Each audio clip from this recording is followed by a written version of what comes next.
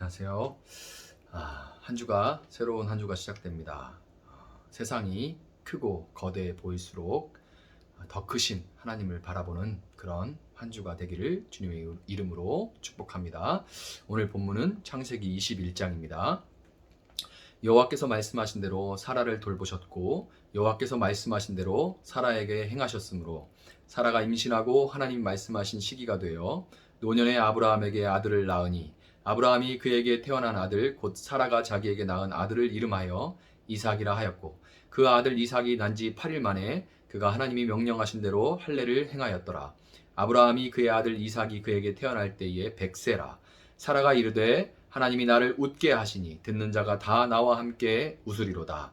또 이르되 사라가 자식들을 전 먹이겠다고 누가 아브라함에게 말하였으리오마는 아브라함의 노경에 내가 아들을 낳았도다 하니라. 아이가 자라매 젖을 때고 이삭이 젖을 때는 날에 아브라함이 큰 잔치를 베풀었더라. 사라가 본즉 아브라함의 아들 애굽 여인 하갈의 아들이 이삭을 놀리는지라. 그가 아브라함에게 이르되 이 여종과 그 아들을 내쫓으라. 이 종의 아들은 내 아들 이삭과 함께 기업을 얻지 못하리라 하므로 아브라함이 그의 아들로 말미암아 그 일이 매우 근심이 되었더니 하나님이 아브라함에게 이르시되 네 아이나 네 여종으로 말미암아 근심하지 말고 사라가 내게 이른 말을 다 들으라. 이삭에게서 나는 자라야 내 씨라 부를 것임이니라. 그러나 여종의 아들도 내 씨니 내가 그로 한 민족을 이루게 하리라 하신지라. 아브라함이 아침에 일찍이 일어나 떡과 물 한 가죽 부대를 가져다가 하갈의 어깨에 메워주고 그 아이를 데리고 가게 하니 하갈이 나가서 브엘세바 광야에서 방황하더니 가죽 부대에 물이 떨어진지라. 그 자식을 관목 덤불 아래에 두고 이르되 아이가 죽는 것을 참아보지 못하겠다 하고 화살 한바탕 거리 떨어져 마주 앉아 바라보며 소리내어 우니 하나님이 그 어린 아이의 소리를 들으셨으므로 하나님의 사자가 하늘에서부터 하갈을 불러 이르시되 하갈아 무슨 일이냐 두려워하지 말라. 하나님이 저기 있는 아이의 소리를 들으셨나니 일어나 아이를 일으켜 네 손으로 붙들라. 그가 큰 민족을 이루게 하리라 하시니라. 하나님이 하갈의 눈을 밝히셨으므로 샘물을 보고 가서 가죽 부대에 물을 채워다가 그 아이에게 마시게 하였더라. 하나님이 그 아이와 함께 계심에 그가 장성하여 광야에서 거주하며 활 쏘는 자가 되었더니 그가 바란 광야에 거주할 때에 그의 어머니가 그를 위하여 애굽 땅에서 아내를 얻어 주었더라. 그때 아비멜렉과 그 군대 장관 비골이 아브라함에게 말하여 이르되 네가 무슨 일을 하든지 하나님이 너와 함께 계시도다.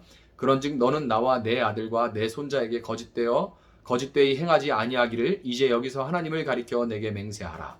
내가 네게 후대한 대로 너도 나와 네가 머무는 이 땅에 행할 것이니라.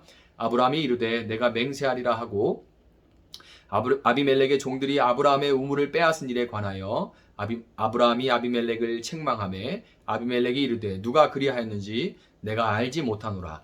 너도 내게 알리지 아니하였고 나도 듣지 못하였더니 오늘에야 들었노라. 아브라함이 양과 소를 가져다가 아비멜렉에게 주고 두 사람이 서로 언약을 세우니라. 아브라함이 7 암양 새끼를 따로 놓으니 아비멜렉이 아브라함에게 이르되 이 7 암양 새끼를 따로 놓음은 어찌미냐.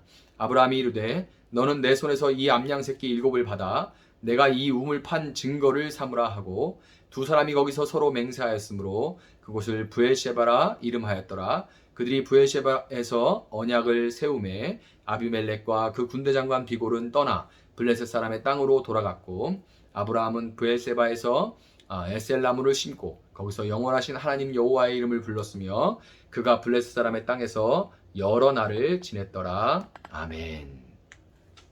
자, 오늘 이 본문 창세기 21장 첫 절에는 여호와께서 말씀하신 대로 이 표현이 2번 반복됩니다. 창세기 20장에서 적나라하게 드러났던 것처럼 아브라함과 사라는 자녀를 주시겠다는 하나님의 약속을 받았음에도 불구하고 여전히 현실에 붙들려 미련하게 살아갔던 그런 연약한 존재들이었지만 하나님은 당신의 약속에 신실하시다는 것을 강조하는 거예요. 하나님의 시기와 사람의 시기는 다르고 하나님의 생각과 사람의 생각은 다르기에 하나님의 약속 앞에 인간은 불신앙의 코웃음을 치게 되지만 그럼에도 불구하고 하나님은 그 코웃음을 불임 여성이 아기를 안고 웃는 기쁨의 웃음으로 바꿔 주시는 겁니다. 하나님은 이 사람의 능력과 계획이 무너져 버린 죽음과 같은 상태에 생명을 지으심으로써 그 생명을 아는 자와 그 주위의 모든 사람들이 하나님의 약속이 사람의 시간 속에서 어떻게 이루어지는지를 보게 하시는 거예요. 본문 4절은 하나님이 약속대로 주신 아들 이삭이 할례를 받았다 이렇게 말합니다. 할례는 아브라함에게 속한 모든 남자가 다 받아야 하는 것이기 때문에 육신을 따라 낳은 아들 역시 할례를 받았겠죠. 그런데 성경은 이삭만이 약속대로 얻은 자녀라는 것을 강조하는 거예요. 그래서 이삭이 할례 받은 장면만 기록을 해놓은 겁니다. 이삭의 이름은 기록되지만 21장 내내 여러분 한번 살펴보세요.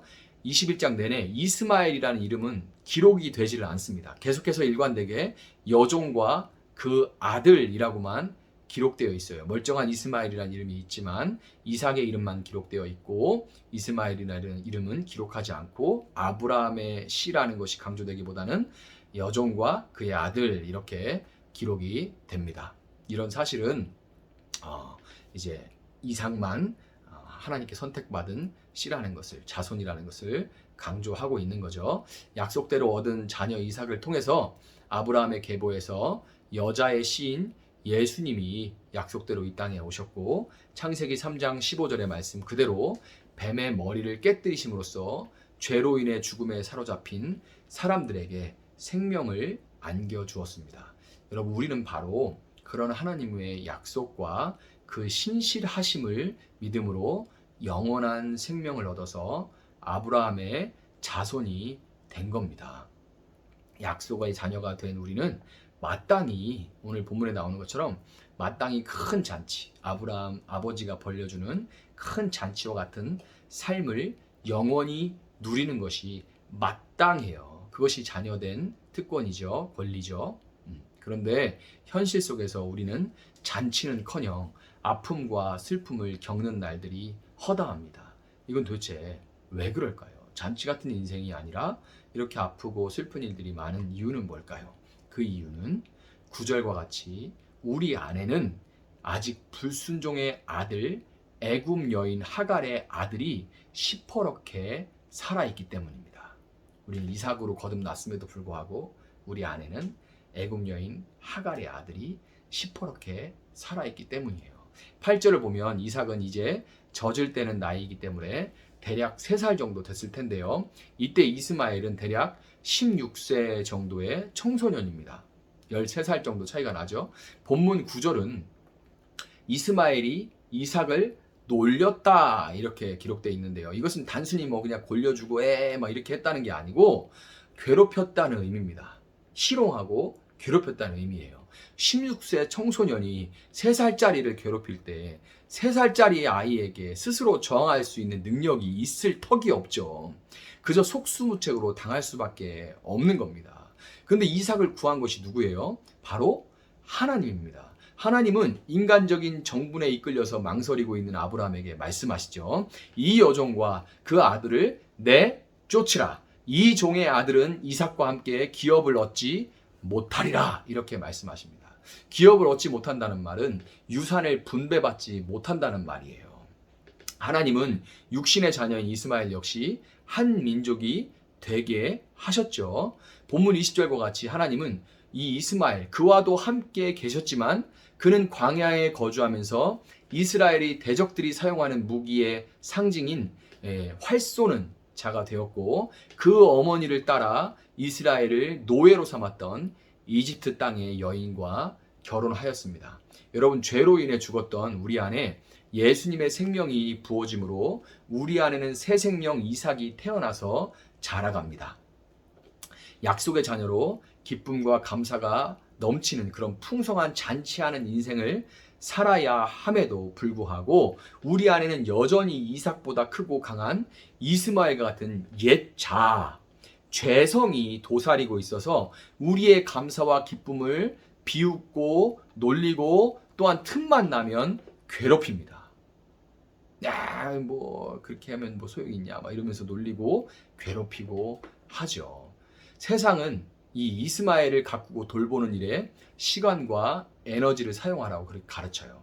소양을 기르고 심리를 공부하고 마음을 수련함으로써 이스마엘을 잘 관리하고 다스리면서 살라고 그렇게 말합니다. 세상에 있는 그런 방법들 또한 하나님이 이스마엘도 한 무리가 되게 하신 것처럼 그 모든 영역에 하나님이 다스리지 않는 곳은 없지만, 그렇지만 그런 길을 따라가는 것은 이스마엘이 활 쏘는 자가 되고 이집트 여인과 끝내 그렇게 이집트 여인과 결혼했듯이 하나님을 대적하는 옛 자아만 강하게 만드는 결과를 낳게 돼요.